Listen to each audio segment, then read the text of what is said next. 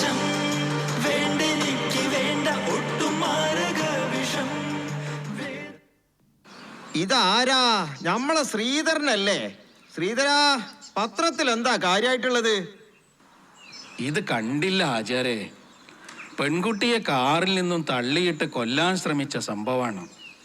പ്രതിയുടെ കയ്യിൽ നിന്നും 10 ഗ്രാം MDMA പിടിച്ചെടുത്തിട്ടുണ്ട്. പോലീസ് അന്വേഷണം തുടരുന്നു.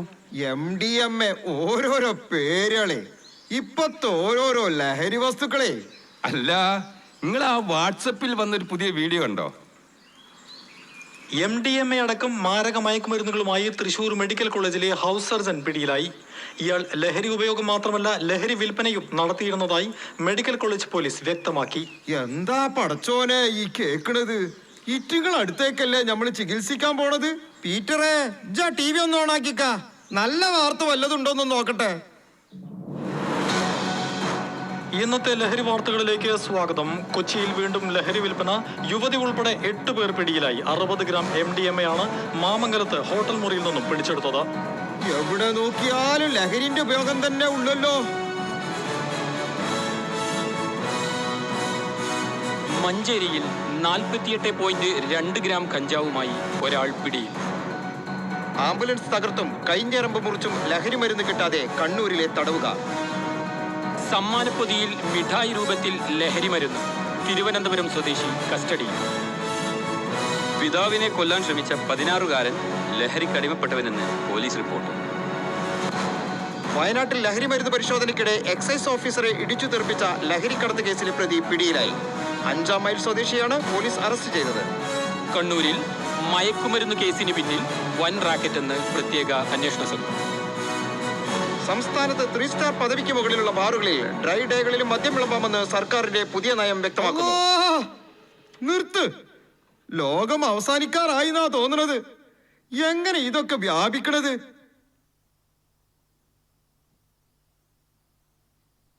അല്ല പടച്ചോനെ, ആരാപ്പി വരണത്? കാതറല്ലേ? എന്താ എന്റെ കയ്യില്?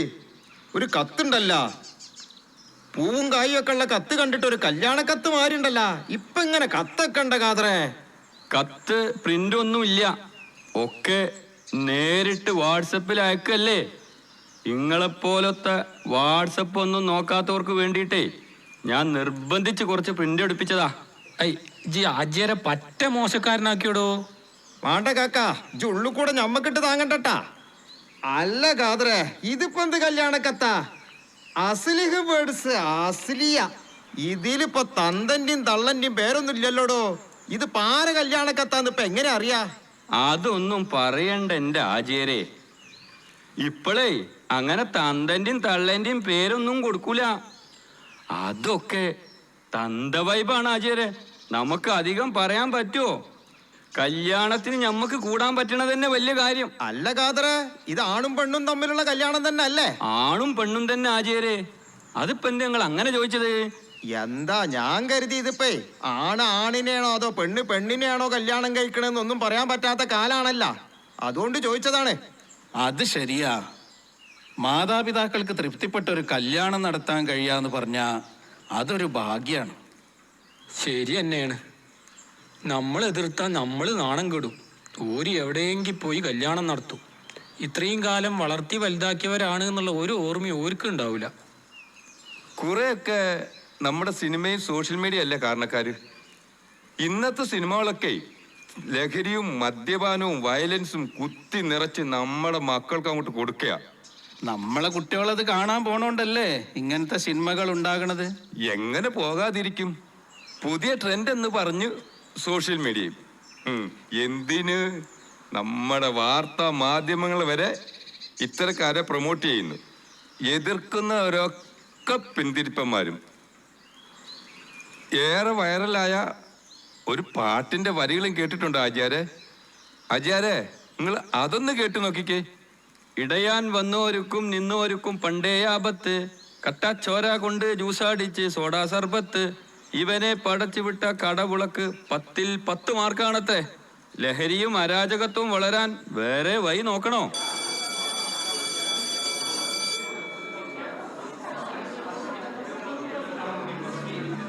എനിക്കിത് വേണ്ട. ഒരുപാട് ഒരുപാട് സ്വപ്നങ്ങളായിട്ടാണ് ഈ ക്യാമ്പസിൽ ഞാൻ എത്തിയത്. എൻ്റെ കുടുംബത്തിൻ്റെ വലിയ പ്രതീക്ഷയാണ് ഞാൻ. ഒരുപാട് പ്രശ്നങ്ങൾക്കിടയിലാണ് എൻ്റെ പഠനം. ഇതൊക്കെ ഇല്ലാതെ എന്ത് ജീവിതം? എല്ലാ ചിന്തകളിൽ നിന്നും നീ മോചിതനാവും. ചിന്തിക്കുന്നൊരു മനസ്സാണല്ലോ നമ്മുടെ പ്രശ്നം.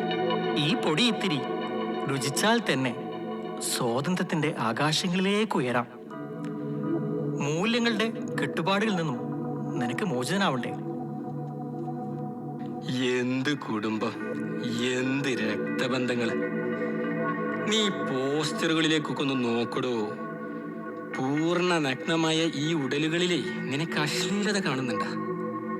ഉണ്ടെങ്കിലേ അത് നിന്റെ തെറ്റാ. നീ നോക്കിയേ, ഈ വരികള്, ഇതിൽ നിനക്കെന്തെങ്കിലും അസഭ്യമായിട്ട് തോന്നുന്നുണ്ടാ? ഉണ്ടെങ്കിലേ നീ ഇപ്പോഴും ആ പഴഞ്ച മൂല്യങ്ങളുമായി നടക്കുന്നോനാ. എന്റെ ശരീരം എന്റെ അവകാശമാണെന്നും അതെനിക്ക് ഇഷ്ടമുള്ളതുപോലെ ഞാൻ നടക്കുമെന്ന് പറയുമ്പോഴേ നീ എന്തിനാ പേടിക്കണേ? നമ്മളെ സപ്പോർട്ട് ചെയ്യാൻ നമ്മുടെ വിദ്യാർത്ഥി പ്രസ്ഥാനമുണ്ടോ. രാസലഹരിയുടെ കുതിരശക്തിയിൽ എല്ലാ മൂല്യങ്ങളെയും നമുക്ക് ചവിട്ടി മെതിക്കാം. വേണ്ട, എൻ്റെ വീട്ടുകാർ അറിഞ്ഞാൽ പ്രശ്നമാകും. എന്ത് പ്രശ്നം? ഇതൊന്ന് രുചിക്ക്, സ്വയം മറക്ക്.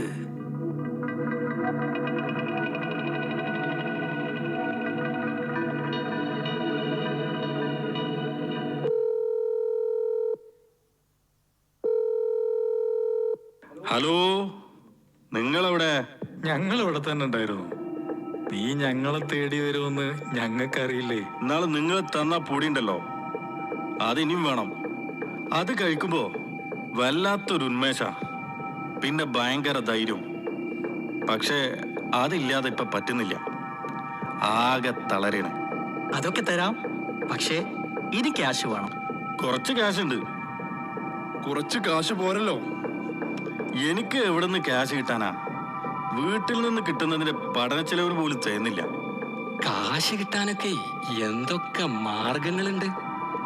അതിന്റെ ബാക്കിയൊക്കെ ഇനി നമ്മുടെ അണ്ണൻ പറയും. ഇതാണ് രണ്ടാം ഘട്ടം. കാശുണ്ടാക്കാൻ എന്തെല്ലാം മാർഗങ്ങളുണ്ട്. നമ്മുടെ കൂടെ കൂടിക്കുക, പെട്ടെന്ന് കാശുണ്ടാക്കാം.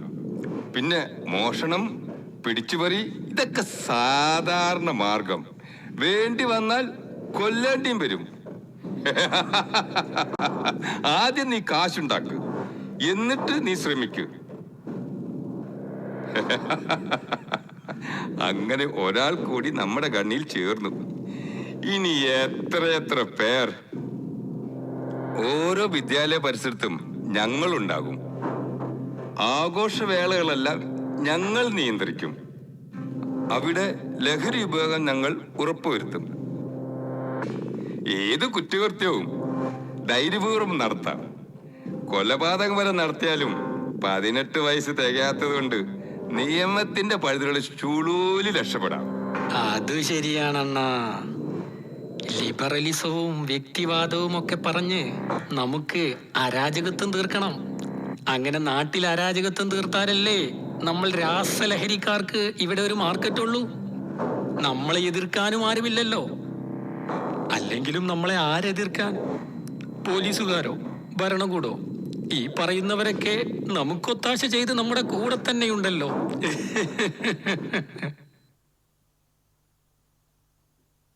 ലഹരി നിർമ്മാർജ്ജന സമിതി കൺവീനർ എന്ന നിലയിൽ ഞാൻ ആവർത്തിച്ചു പറയുന്നു, ലഹരിമുക്ത കേരളമാണ് നമ്മുടെ ലക്ഷ്യം. ഇത് തന്നെയാണ് നമ്മുടെ പാർട്ടിയുടെയും നമ്മുടെ പാർട്ടി നേതൃത്വം കൊടുക്കുന്ന ഗവൺമെന്റിന്റെയും ലക്ഷ്യവും. ഈ ലക്ഷ്യത്തിനായി അടുത്ത ഞായറാഴ്ച വൈകിട്ട് ടൗണിൽ വെച്ച് നടക്കുന്ന ലഹരിമുക്ത ചങ്ങലയിൽ കണ്ണിച്ചേരുവാൻ എല്ലാ ജനാധിപത്യ വിശ്വാസികളെയും ഒരിക്കൽ കൂടി സ്വാഗതം ചെയ്തുകൊണ്ട് ഈ പരിപാടി ഇവിടെ സമാപിച്ചതായി അറിയിക്കുന്നു. അല്ല നേതാവേ, കഴിഞ്ഞ ദിവസം ടൗണിൽ പുതുതായി തുടങ്ങിയ ബീവറേജ് ഔട്ട്ലെറ്റിന്റെ ഉദ്ഘാടനത്തിന് മുൻനിരയിൽ തന്നെ നേതാവുണ്ടല്ലോ. അപ്പൊ മദ്യം ലഹരി പെടൂലേ? ഹാജിയരെ, മദ്യം ലഹരിയാണെന്ന് പൂർണ്ണമായി പറയാൻ പറ്റൂല. മദ്യവിൽപ്പന നമ്മുടെ റവന്യൂ വരുമാനത്തിന്റെ നട്ടെല്ലാണെന്ന് ആർക്കാണ് അറിയാത്തത്? അതൊഴിവാക്കാൻ ഏതു സർക്കാരാണ് ധൈര്യം കാണിക്കുക? കുടുംബസമേതം വന്ന് മദ്യം കഴിക്കാനുള്ള അവസരം ഒരുക്കണമെന്നല്ലേ സാംസ്കാരിക വകുപ്പ് മന്ത്രി തന്നെ പറയുന്നത്? എക്സൈസ് വകുപ്പും വിമുക്തി മിഷനുമെല്ലാം ലഹരിക്കെതിരെ പോരാടുമ്പോൾ സർക്കാർ തന്നെ പതിയെ ഷാപ്പുകൾ തുറന്നു കൊടുക്കുന്നു. 3 സ്റ്റാറിന് മുകളിലുള്ള ഹോട്ടലുകളിൽ ഡ്രൈഡേയിലും മദ്യം വിളമ്പാമെന്നല്ലേ സർക്കാരിന്റെ പുതിയ മദ്യനയം? മദ്യനയത്തിന്റെ മറവിൽ ലഹരി മാഫിയ തടിച്ചു കൊഴുക്കുന്നു. എക്സൈസ് ഉദ്യോഗസ്ഥർക്ക് നേരെ ആക്രമണം, ലഹരിക്കെതിരെ പ്രവർത്തിക്കുന്നവർക്ക് വധഭീഷണി. സർക്കാരിന് ഉത്തരവാദിത്തത്തിൽ നിന്ന് മാറി നിൽക്കാൻ കഴിയുമോ? മദ്യവർജനമാണ് ഞങ്ങളുടെ ലക്ഷ്യം, മദ്യനിരോധനമല്ല. മദ്യനിരോധനമാണ് ഞങ്ങളുടെ നയമെന്ന് പറഞ്ഞ് അധികാരത്തിലേറിയവരും മദ്യനിരോധനത്തിനായി കാര്യമായി ഒന്നും ചെയ്തിട്ടില്ല. അല്ലെങ്കിലും രാഷ്ട്രീയ പാർട്ടിക്കാരുടെ നിലനിൽപ്പ് തന്നെ മദ്യലോബികളുടെ കൈകളിലല്ലേ?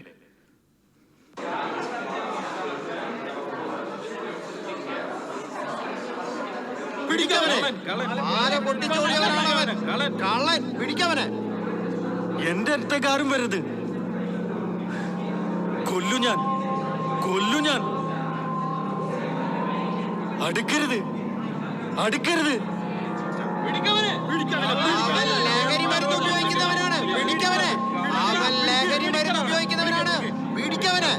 അതെ, ഞാൻ ലഹരി മരുന്ന് എനിക്ക് വേണം. എനിക്ക് പണം തരും. അതിനു വേണ്ടി ഞാൻ എന്തും ചെയ്യും. അടുക്കരുത്, അടുത്തു പോവരുത്. മോനെ, നീ എന്ത് ഈ ചെയ്യണത്? ആ മാല അങ്ങോട്ട് കൊടുത്തേക്ക്, കത്തി വലിച്ചെറി. അച്ഛനാണെന്ന് ഞാൻ നോക്കില്ല.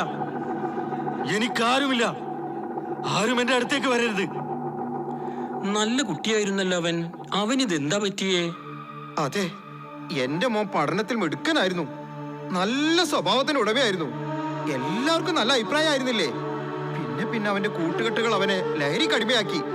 അവന്റെ വളർച്ചകള്, അവനിലെ മാറ്റങ്ങള് ഒന്നും എനിക്ക് തിരിച്ചറിയാൻ കഴിഞ്ഞില്ല. അവന്റെ അമ്മയ്ക്കും കഴിഞ്ഞില്ല. സ്നേഹവും കരുതലൊക്കെ നൽകേണ്ട സമയങ്ങളിൽ അത് നൽകാനും ഞങ്ങൾ ശ്രദ്ധിച്ചില്ല. ഒടുവിലെല്ലാം കൈവിട്ടു പോയല്ലോ എന്റെ ഈശ്വര. അടുക്കരുത് മോനെ, ഞാൻ നിന്റെ അച്ഛനാണടാ. അടുത്തു പോവരുത്. ഇവനൊക്കെ പിടിച്ചു കെട്ടി പോലീസിൽ ഏൽപ്പിക്കാണ് വേണ്ടത്. അടുക്കരുത് മോനെ, അടുത്തു പോവരുത്. അയ്യോ!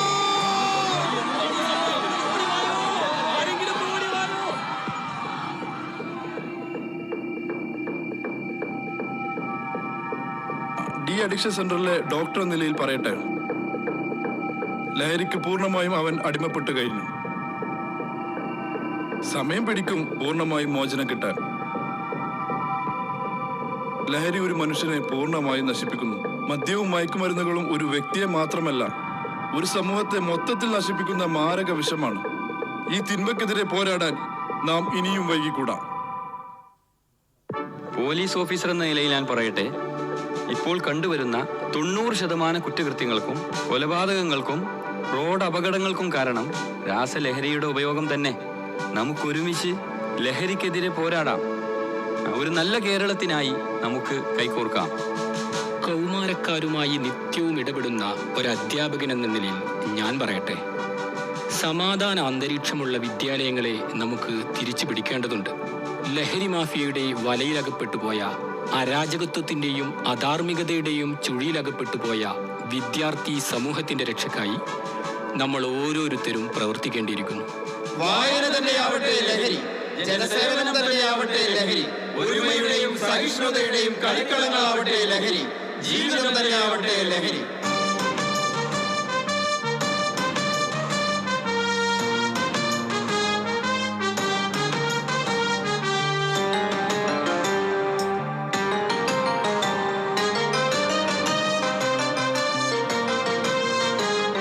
സ്നേഹഉറവിടം പതുക്കെ മാറ്റിടും മഠം, വെളിച്ചമു ഇരുട്ടിലായിടും